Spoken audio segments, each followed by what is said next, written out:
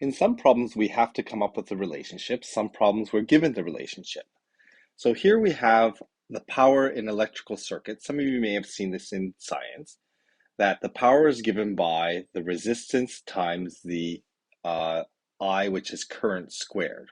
Okay, so P equals RI squared. And although we don't really need to know what this means, but we could just figure out what is the relationship between the change in the power over the change in time, change in the resistance over the change in time, and change in the current over the change in time. And we can just connect these rates by differentiating this with respect to time. So it looks like this. I start with my P equals RI squared. So I find dP by dt. So I differentiate with respect to time on the left side. Since this is a product, I have to use product rule. So when I differentiate the r, I get dr by dt. And then we have the I squared. Product rule means I have to then leave the r and differentiate the I squared. So differentiating the I squared, I get 2I. I is an embedded function, so I have to find di by dt. So I have to apply the chain rule here.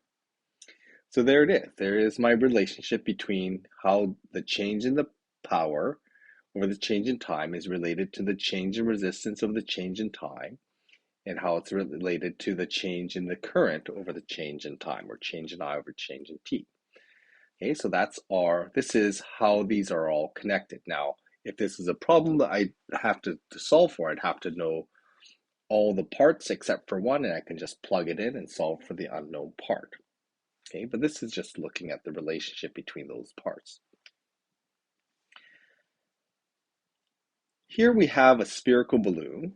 Okay, it's being filled at a rate of 5 milliliters per second. So that value represents the change in volume over the change in time. I want to find the rate at which the radius is changing with respect to time. Okay, so the rate at which the radius is changing, that's dr. Right over here, dr by dt.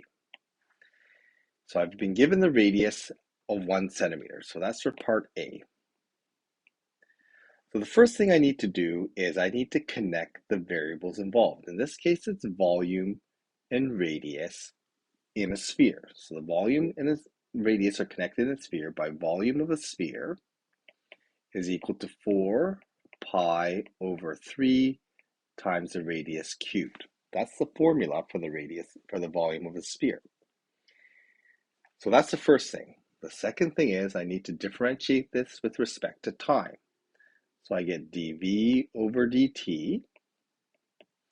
I differentiate this expression, I get 4 pi r squared.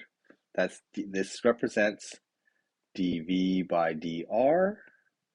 So I need to apply chain rule here, times dr by dt. Okay, so when I multiply those together, my units cancel out, and I end up with dv by dt on the left side, dv by dt on the right side.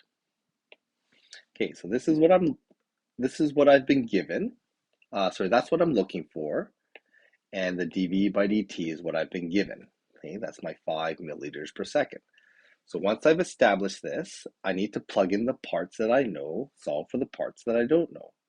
Okay, so dv by dt, I know I've been given that as 5 milliliters per second.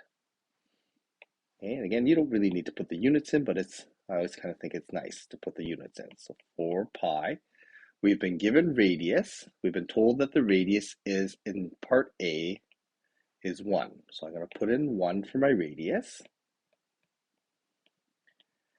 Okay, and then times by dr by dt. We don't know what that is, but I can now solve. Okay, so when I divide 5 milliliters, which is centimeters cubed, by centimeters squared, I end up with centimeters. Okay, so solving, I end up with 5 divided by 4 pi. We have centimeters cubed divided by centimeters squared, which gives us centimeters per second. And that is the value of my dr by dt. So the radius changes at a rate of 5 over 4 pi centimeters per second. If I were to do B, I'm going to do the same thing. I'm just going to start off with the same dV over dt is equal to 4 pi r squared dr by dt. Okay, so I still have the same dV by dt of 5 centimeters cubed per second, 4 pi. Now in this case, this is where this problem differs from the previous one, in that I've been given 8 centimeters as my radius. So instead of using 1 centimeter, I'm going to use 8 centimeters here. Okay, so I'm just going to underline that. And then I'm going to multiply that by dr by dt. And again, the only thing left to solve for here is my dr by dt. So that's going to be equal to, it's going to be 8 times, it's going to be 5 divided by 8 times 4 is 32 pi, and the units are going to be centimeters per second. Okay, so when it's a really big sphere, the rate and the radius increases slower, because with a big sphere, if we pump in a lot of air, it doesn't grow very much.